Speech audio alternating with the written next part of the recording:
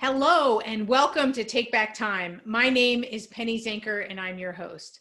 And on this show, we're looking for unique individuals with unique experiences that are going to help you think about things a little bit differently. So today, we certainly have a great time for you. We have Ralph Brown with us, and he is the creator of the CupRoyale, the first annual powerboat race around the world. He's the current world record holder for the number one, the smallest powerboat to cross the Atlantic Ocean. Number two, the longest nonstop ocean voyage in a small water boat, and flats, an end of flatboat. Number three, the longest ocean voyage in a flatboat. Number four, the first flats boat to cross the Atlantic Ocean. And he is a former Cocoa Beach surf bum from a former U.S. Marine. Thank you for your service. Former weekend volunteer to project areas in Chicago and L.A. Former high school math and science teacher. Former financial planner. So this guy's done a lot of stuff. A father of three and a husband of one. So Ralph, welcome to the show. Well, thanks for having me, Penny. I appreciate you having me. I'll send you $5 after all those nice words in a little bit. Hey, well, you earned it, right? I mean, you've certainly done a lot of interesting things. So what is the drive or the thinking behind wanting to cross the Atlantic Ocean with a small powerboat? I mean, what drives one to do such a thing? Why not? I don't know. I don't have that desire. So tell me the story. How was that? Years ago, and what happened? Years ago, I was in the Marine Corps, and they told me, you're too young to remember this. At least I think you are. And if you remember this, you do a very good job of hiding it. Okay. But in 1979, the American embassy was taken over by a bunch of terrorists in Iran. And I was in the Marine Corps at the time. And then a couple months later, in March of 1980, I got a phone call that said, "You get your behind back on base. You're going to Iran." And so I got back on base. I actually went to my girlfriend's house first and hung out as long as I could. Okay, just look at the clock as long as I could. And then I made a mad dash for the base because I knew I wasn't getting back off for a while. And so, but anyways, I never went anywhere. I was on standby red alert. And April 24th, 1980, a couple of weeks later, a group of Marines and Army and Navy, Marines and Air Force and Army went into Iran, and they had a refueling issue, and a chopper hit the C-130. I give you a long explanation of what happened, but you don't need that. All you need to know is that day, 8 men gave their lives. 3 of them were John Harvey, George Holmes, and Dewey Johnson. Those were the 3 U.S. Marines. And when I learned about it, I kind of felt like they died in my place. And so I went to a little corner somewhere, got on my hands and knees, and I promised God I would make sure, to the best of my ability, that those names were not forgotten. Then I totally forgot about them, like everybody else. And so my stepfather passed away, and he was former military. And so we went to Arlington for the funeral. Mm-hmm. And that's in Washington, D.C. And so I'm walking through Arlington with my wife and kids, and there's 2 big golden covered reefs to the men that died in Operation Eagle Claw. And I stopped, and it just hit me like a ton of bricks. I suddenly remembered the promise I made 30 years ago, and didn't keep my promise. And my kids are going, "Dad, why are you crying? Dad, why are you crying?" And because I didn't keep my promise. Yeah. And so anyways, I kind of put that story aside. So is that connected to your pilgrimage across the Atlantic? Oh, absolutely. Okay. Absolutely. It's attached. It's connected to everything that we're doing. But so put that story aside and kind of help you understand the rest of it. Prior to me rediscovering that I really was a jerk and forgot to do what I said I would do, okay, I had been out with my boys in a boat fishing on the Friday after Thanksgiving. My wife and daughter, I got 1 daughter and 2 boys. My wife and the daughter went Black Friday shopping, as they love to do. I can't stand Black Friday shopping. Wall-to-wall people. I don't want to be there. So Right. my boys and I were out fishing with a friend, and we hit a rock and we broke the motor and ruined the fishing day. Right. But me and Larry's kids were there too. Being the great, parents that we were, we allowed our children to paddle, and we stood around and talked. Great parents that we were. And Teaching somebody them came, character and they're yeah, working, just being That's great why you parents, brought them along, right? I guess. So anyway, somebody towed us in. But I got to stewing about how to make a better boat, and really stewing with it. At the same time, I was in the financial planning industry working for Blue Cross and Blue Shield. They were sending me 2 hours each way in a car, 4 hours of driving every day. They would give me a hotel room, but I did that one time and only once. I spent the whole night on the phone with my wife and kids, and I just don't want my kids to grow up without me. I've been in too many homes that way. And Yeah. so I chose to do 4 hours of driving every day so I could kiss my kids every night. Mm-hmm. That was just something that was super important to me. But anyways, in that time of driving on the way over, this is back when cell phones didn't work very good between Tampa and Orlando. By the way, they still don't work very good Right. between Tampa. There's nothing out there. Okay. But I would spend that whole time dreaming about how to make a better boat. And I had no idea this was becoming a passion to me. Just an utter passion. So we would like to go out to breakfast on Saturday mornings as a family, and we go to this little breakfast shop, and I would take a napkin over, turn it over, and start diagramming boats. Well, soon all 3 of my kids are diagramming boats on napkins too. It's just fun, how to make a boat Right. that could run over the top of those rocks and still be seaworthy enough to cross the ocean. And so I told my friends I wanted to do that. They're like, "You're nuts." Okay. I mean, a shallow water.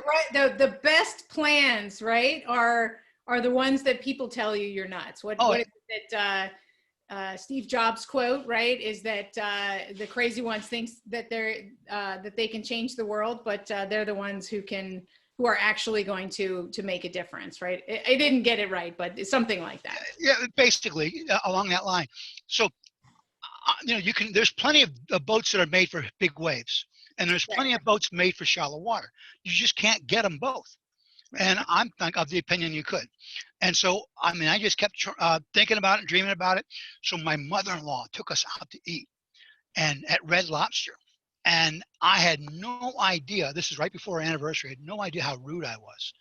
Because I got a napkin at Red Lobster has cloth napkins, but you ask the waitress, they'll give you a paper napkin.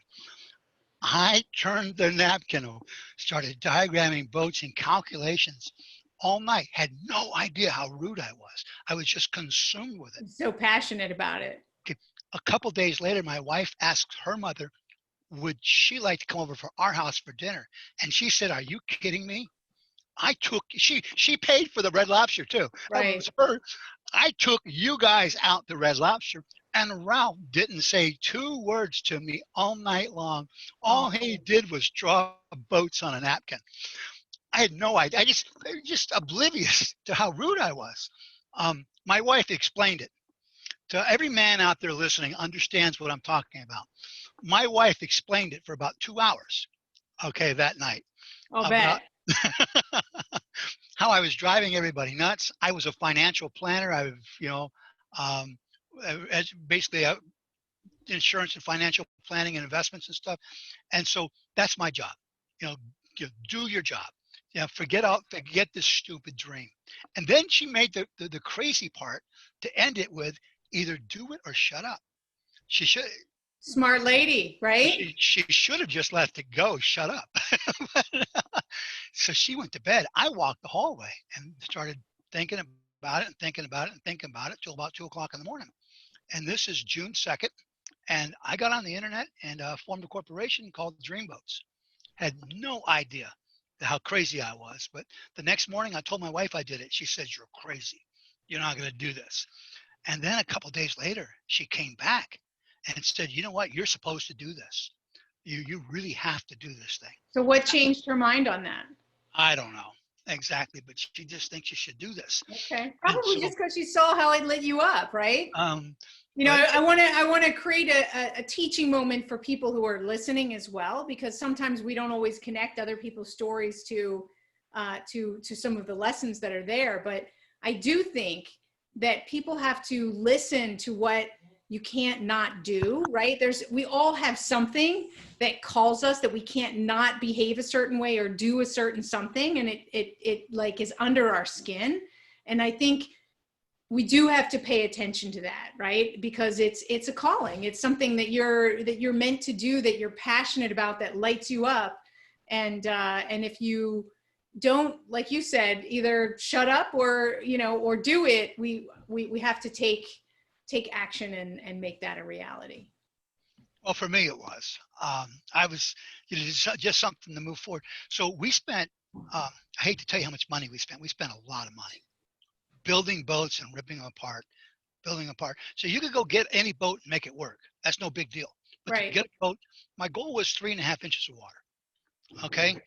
And so I did accomplish that. I actually get down, I got video of my boats running in 1 inch of water. Okay. And safe enough to cross the ocean. But it took a long time. It took several years to get it to work, and a lot of money. As too many dreams. Yes, ma'am. Yes, ma'am. It did. But anyway, so I got ready to take one and just go to Bermuda and back. That's 700 miles, 1 mile, one way from off the coast of North Carolina.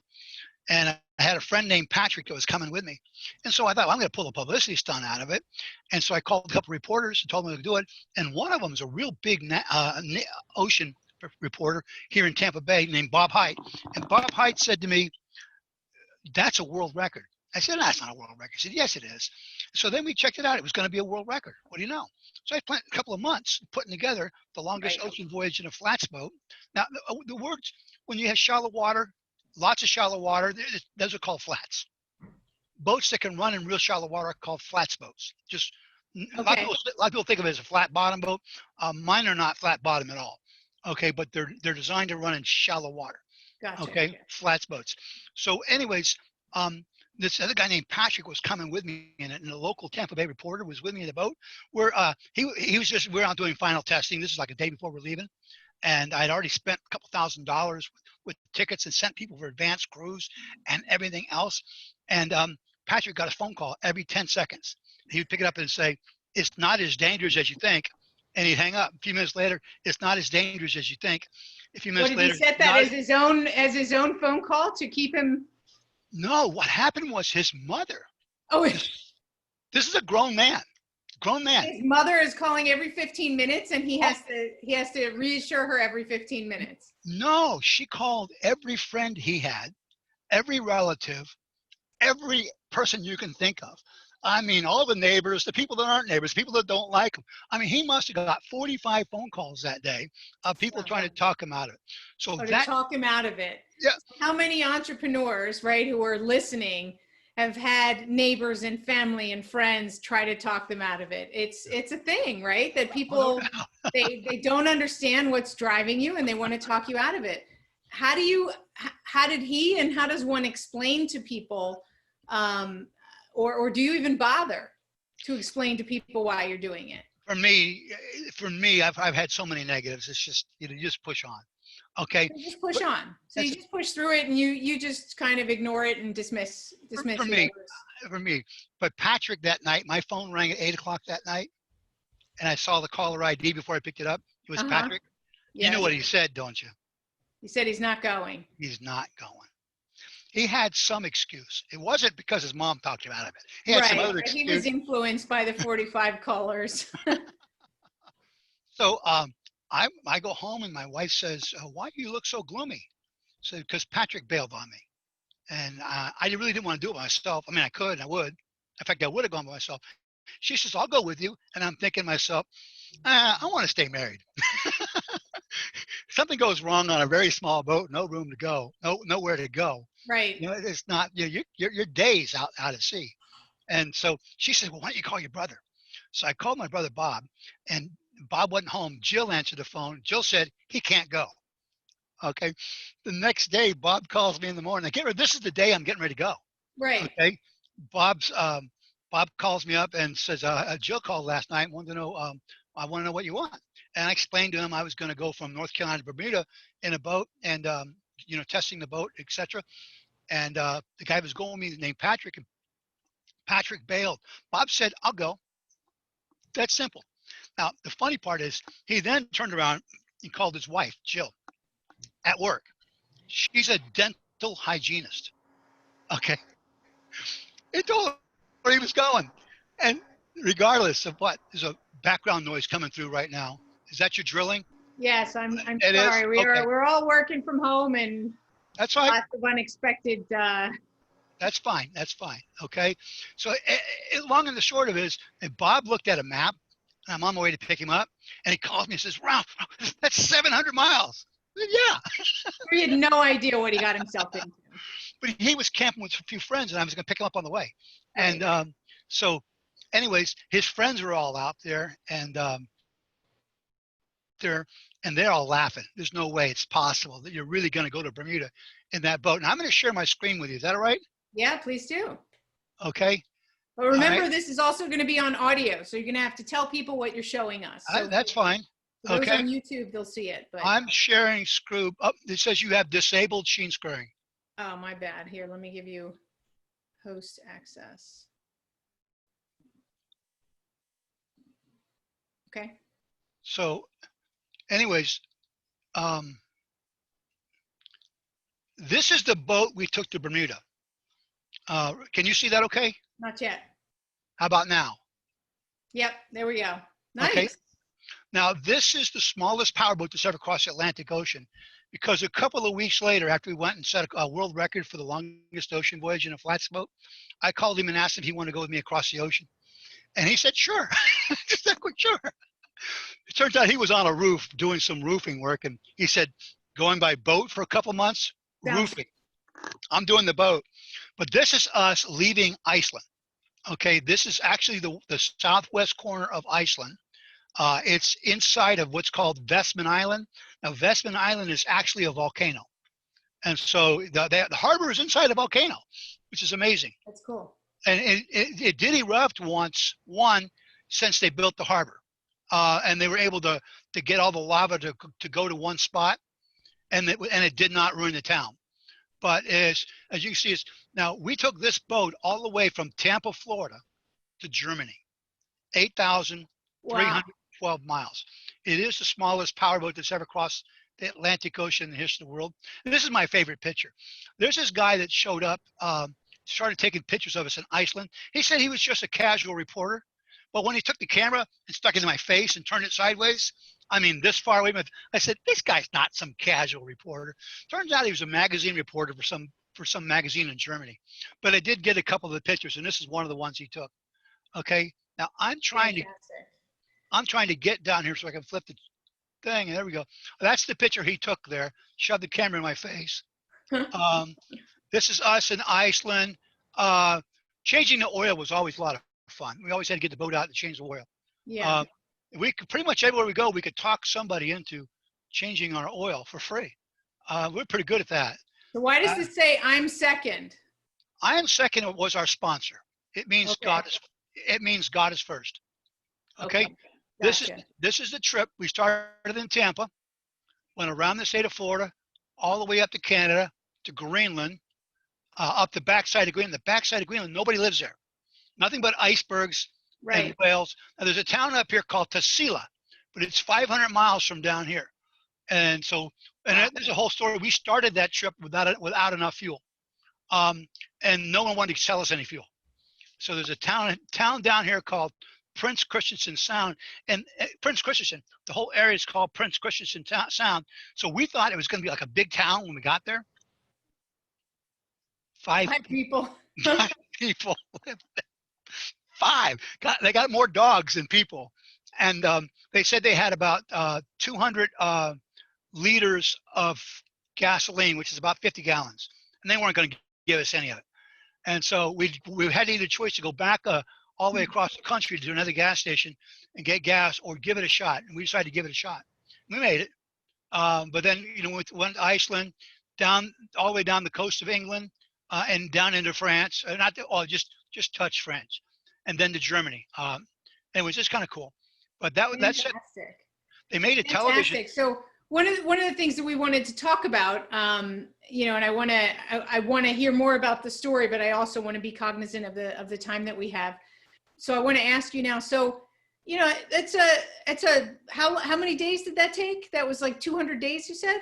Oh no, at sea we were 76 days. 76 days. So, but 276 to me, it's a crazy amount of time anyway, right? So, I mean, normal people would be scared and would be concerned with some of the things that they might encounter. How did you deal with the aspect of fear? Well, here's the reality. When I'm dead, it's not my problem. Okay, so it's everyone else's problem. So, So you're not afraid to die. Is that one of the aspects? Is that if it's your time, it's your time kind of thing? That's kind of my mentality. Okay. It really, I mean, I jumped out of perfectly good airplanes, climbed all over mountains, hung off cliffs, done a few things. And I'm scared of a lot of stuff, just like you are.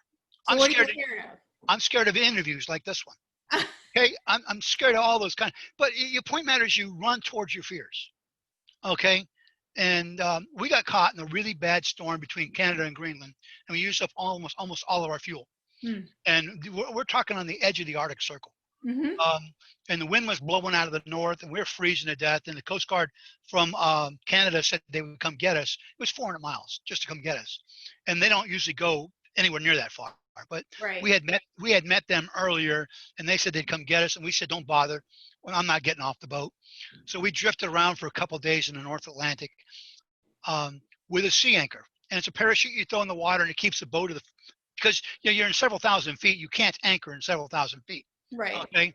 Unless you got several thousand feet of cord, which we didn't have. Interesting thing about anchors and cords, we got ran over by an iceberg on this trip. Literally ran over by an iceberg? We were anchored and in Greenland, and we normally have this huge rope, and we had used it for the sea anchor, the parachute we threw in the water. Okay. And so, being lazy that we were, you kind of pull it out of the water and you stuff it in the anchor box.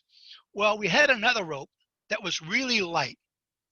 And when we went to anchor in the heart, not harbor, but not even a river, it's a sound. It's a sound is what they call it. We went to you have to understand there's icebergs everywhere. We went to anchor in the sound, and we used that thin rope. Thank God, because it broke.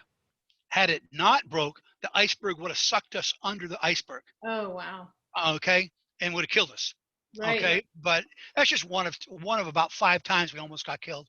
Well, you know, that's everything happens for a reason, right? So it wasn't meant to be your time. So that was all laziness, be honest with you. You. Well, okay, this is us in London Harbor. Just thought you'd like to see that. Okay, and this screen sharing thing wants to keep popping up, and I'm trying to let me see if I can do that. Look at that.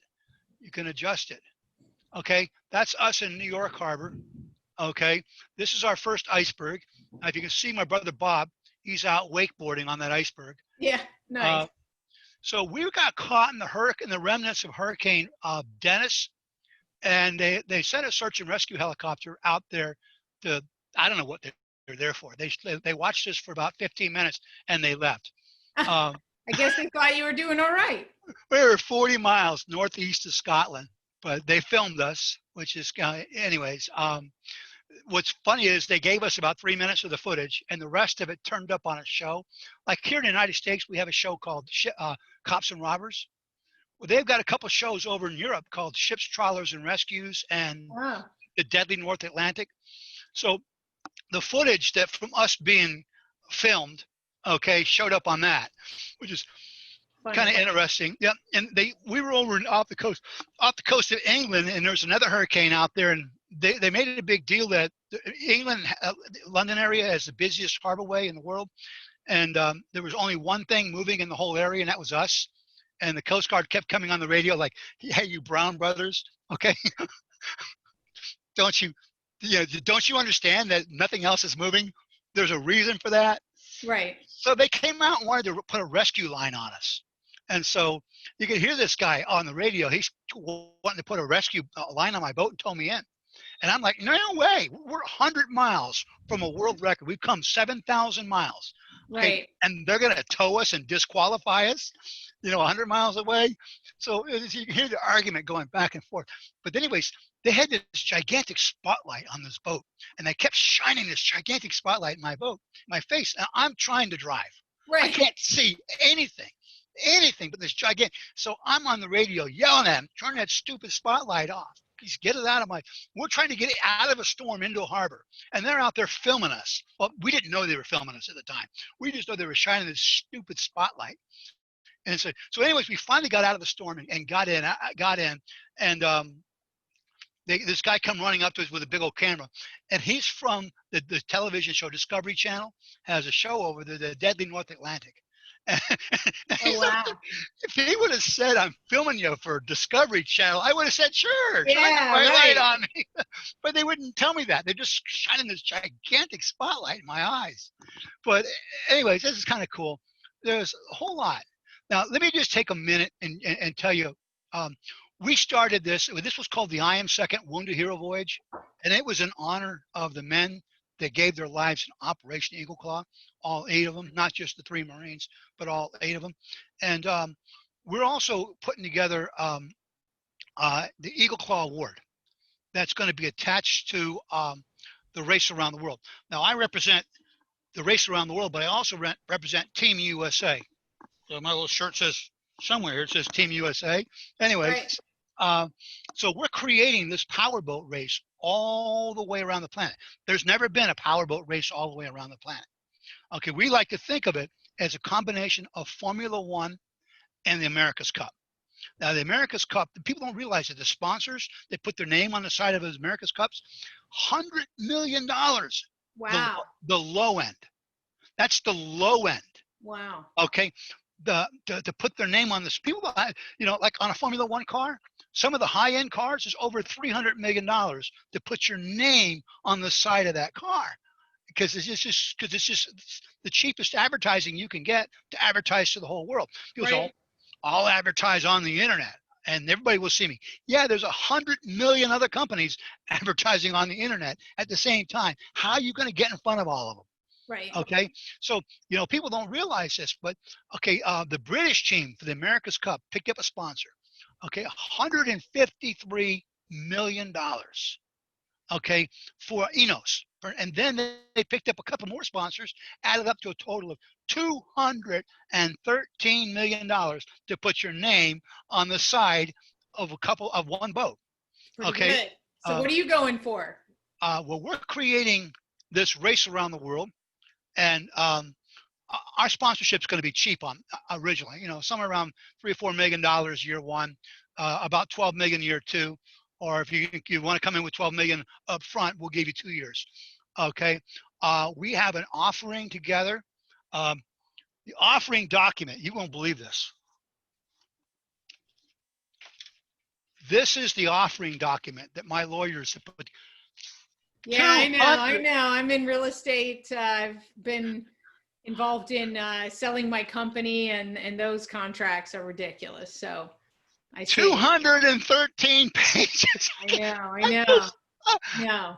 Usually you So, get a PPM that they download off the internet and you can buy for $100, and you put your stuff in it. It's about 20 pages, and well, it's that's also not that solid if it's a 20-page PPM. So it's just as legal as this is. But we partnered with a venture capital firm, and they're putting together an $18 million round for us. fantastic. And so, anyways, to put all of this together, and of course we had to have 213 pages of this. But we're looking to create something like Formula One, but it's on the water. Okay, Formula One is traded on the NASDAQ at a 8.7 billion dollar valuation right now. It was over 11 billion before COVID hit, dropped to about 6 billion. It's back up to really close to 9 billion now. So anyways, this is kind of a cool thing. We're going to create this race around the world. Now, before the race start, Team USA has a special event that we're going to be doing. Not every other team. We're only allowing one team per country to enter the race. And it's not nonstop racing. Nonstop racing would be boring and dangerous. This is, we race 20 harbors around the world. We stop in 20 different harbors as we go around the world. So the plan is we're going to start in San Diego, and we're going to race all the way around the world back to San Diego. That's the current plan. Now Gotcha. we're actually talking to Chicago, Bermuda, and a couple other places that want to be the headquarters. Mhm. Of course, they're going to fork over some money because it costs money to create this race. And so, Of course. but anyways, we'll see if we end up in one of those places. Most people don't realize that Chicago, you can get to the ocean to and from there through the St. Lawrence Seaway and the Great Lakes. But anyway, so we're going to race all the way around the world. But the night before, the week before, we start the race every year. Team USA is putting together the Eagle Claw Award. Now, the Eagle Claw Award is for an entrepreneur that's prior service military or prior service first responder. And the sponsor we're talking to has already agreed to this. We're going to give them $1 million. Well, She that's shook her pretty head. awesome. So She for shook her head. anybody who's For those of you listening, that weren't watching, she went like, okay. She didn't go, wow. You're supposed to go, wow. wow, no, I was writing it down. I think that is amazing. And so what I wanted to say was, you know, for those people who are listening, right, this is a huge opportunity. So tell us, you know, how to qualify. Is there a website that they can go to check out more information? It's still being pieced together. The Okay. CupRoyale website, actually the CupRoyale website is being changed at this very moment. Okay. Just seconds ago, right before we started this, I was on the phone with my webmaster. But that's being changed at this very moment. But the Eagle Claw Award is in honor of the men that gave their lives in Operation Eagle Claw. But we're looking for an entrepreneur, Awesome. okay, that has to be a for-profit.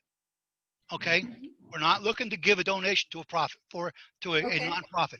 We understand that nonprofits are important, but and I don't want to belittle any of them, but there are hundreds of them. Sure. Okay? So it's a for-profit business, entrepreneur. Any other requirements? You've got to be doing something that one of the 8 men, if there was women in their place, which there weren't at that time, but if there had been women, one of them might have wanted to do, okay, had they lived. And that's cool. So do they have to create that argument as to this would be one of the things that they would want to do, or do you have a list of things that you knew that those people would have? You can. That's up to you to pitch us. Okay, cool. That's cool. I really like that. Okay, it's going to be. Then we're basically going to give the pile to some active duty military, and they can condense it from a pile to basically 10 or 15 names. And then we're going to fly the 10 or 15 names in. Right now, we're planning to start and end in San Diego. And San Diego is a big military retired town. A lot of retired military. That would be appropriate to have in San Diego. But it'll be a Shark Tank type event. Very cool. We're going to bring their families in with them. And because I knew how much $1 million would have made it in my career. I mean, I've raised a lot more than $1 million. But it wasn't at one time. It was in little pieces, and how hard it was to get those little pieces. And it was hard it was to get other people to believe you that you were going to get enough little pieces together to make it work. Absolutely. And so if someone had come in and helped us with that amount, it would have just helped us like you wouldn't believe. Absolutely. And so we want to pass it forward to somebody, but it's got to be an entrepreneur. You've got to be operating a business that somebody that you know, again, it's an honor of the men that gave their lives in Operation Eagle Claw, and that's only because that's my button, okay? Because I was told I was going. Again, I had nothing to do with it. I'm not going to give you any, you know, pat me on the back because I did something great. I didn't. I sat in my derriere where other men gave their lives. Right. Okay. But anyways, I do want to do this in their honor, and we're going to look for an entrepreneur that's living a life or creating a business. It's got to be a for-profit. Now, I've seen a lot of people that are out there. I've got 1 or 2 that I really like, but I only get 1 vote. And there's going to be probably 10 or 15 votes. And we're going to try to bring in some active duty people to help us pick them. And so Fantastic. The sponsor is going to get 1 vote. I'm going to get 1 vote, and everybody else is going to get 1 vote in there. And so, I mean, I'm real impressed with, I'll be honest, I'm impressed with one girl that's got her leg blown off, and she climbs mountains. And then she goes out and gives speeches. She gives speeches on tenacity. That's amazing. Hello. That's amazing. There are some amazing people and amazing stories. What you're doing is really incredible. So in essence of time here, we'll definitely put a link to your site so that people can find out more information about that and stay up to date when they can apply. Before we close down today's show, I just want to ask you, what do you think is the biggest thing that you learned from your adventures? Okay, I'm going to take it to an old racing movie, and I don't remember the name of the racing movie, but it was a car racing movie. And I didn't even come close to telling you the horror story. I know. I mean, we could definitely do another show. But people lose interest after 30 minutes. They, I understand. Attention span of a goldfish. There's a racing story that basically says race towards the crash. And if you race towards the crash, by the time you get there, it's gone. Okay, and so most of the things that we worry about, and I still worry about, like you and and everybody else, if we just go towards it like it's not there, by the time we get there, it's gone. It's not. It's a non-issue. And I think in my life, that all of the things that I thought were impossible, managed to take care of themselves. And so the things that I thought were going to be easy, they weren't so easy. Right. But I guess that would be my one lesson. If you go towards your fears, I'm just as scared as everybody else is. I'm scared of big waves, just like anybody else is. I'm scared of jumping out of an airplane. I mean, I've done it, but I'm just like everybody else is. Okay, I'm really scared of that blonde-haired thing that stands about this tall in my house. It's my wife. I mean, making her unhappy is one of the things that really, motivates me not to make her unhappy. Well, it's good that you've got your fears correctly organized. So, wow, that's really important. Anyways, I hope you'll follow the CupRoyale. And there's lots of ways to partner with us and be involved in, sponsor. There's still some room for some investors and a couple of things along that line if anybody has an interest in those kind of things. Fantastic. And so now I've sucked up enough of your time, Penny. Thank you for taking my time. Well, thanks for telling us your story. It's an incredible story. And I know there's lots of other really great bits and pieces, and perhaps we'll have to circle back around and hear in depth some of those stories as well. All right, well, thank you. And you can watch the series. There's a series on Amazon Prime, 11 episodes. Fantastic. Okay. We'll include the link. So make sure that I have the link, and we'll include the link in the notes. Okay. I'll do that. I'll send that to you. Or you can just Google "I am second wounded hero voyage" and you'll find it. Okay. Anyways, all right. Thank you so much. All right. Well, thank you, Ralph. And thank you all for being here and listening to what, seems like a crazy story that Ralph decided that he was going to get a world's record and build a boat, flats boat, and travel around the world. But the truth is that whatever you are going after, whatever your goal is, think bigger. Like Ralph said, we think things are impossible, but things take care of themselves when you head in that direction, and the fear that you thought that you had actually falls away when you see that it wasn't as big of a challenge maybe as you thought it was. Challenging, yes, but if you go through it, you will learn an incredible amount, and you will experience life at a whole nother level. So I encourage you all to think bigger and to go after your dreams. Thank you. This is Penny Zenker, and you're listening to Take Back Time. We'll see you in the next episode. See you later, folks. Bye.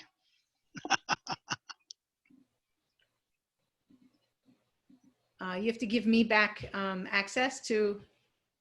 Oh, here I got it. Reclaim host. There we go.